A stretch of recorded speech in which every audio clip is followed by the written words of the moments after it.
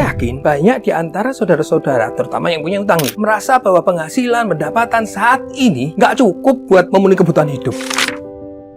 Apakah penghasilan Anda saat ini cukup, berlebih, atau kurang? Coba direfleksi mungkin 5 tahun, 10 tahun yang lalu. Misal, 10 tahun yang lalu, dengan pendapatan 1 juta rupiah per bulan, Anda merasa, kok penghasilan cuma 1 juta ya? Nggak cukup kayaknya. Kayaknya kalau saya penghasilan 1,5 juta, saya sudah merasa lega, cukup untuk memenuhi semua kebutuhan saya. Kemudian tahun berganti, ada kenaikan karir, akhirnya penghasilan Anda menjadi 2 juta sebulan. Coba ingat-ingat, pada waktu penghasilan 2 juta sebulan, apakah waktu itu Anda merasa lega, merasa cukup penghasilannya? Atau Anda merasa kekurangan? Kok nggak cukup juga ya? Kenapa penghasilan 1 juta nggak cukup? Penghasilan 2 juta juga nggak cukup? Penghasilan 5 juta nggak cukup? 10 juta nggak cukup? Bahkan mungkin nanti kalau penghasilannya Anda 100 juta nggak cukup juga. Kenapa bisa terjadi hal yang seperti ini? Biasanya orang ketika penghasilannya nambah, pendapatannya nambah, pengeluarannya nambah. Biasanya pengeluarannya lebih cepat penambahannya dibandingkan penghasilannya. Jadi ketika penghasilannya 1 juta, dia mungkin pengeluarannya 1.100.000 sehingga dia kurang 100. Tapi ketika penghasilannya 2 juta, apa yang terjadi? Dia nggak cukup dengan 1.100.000, nggak cukup dengan 1,5 juta, nggak cukup dengan 2 juta. Dia keluarin 2,5 juta.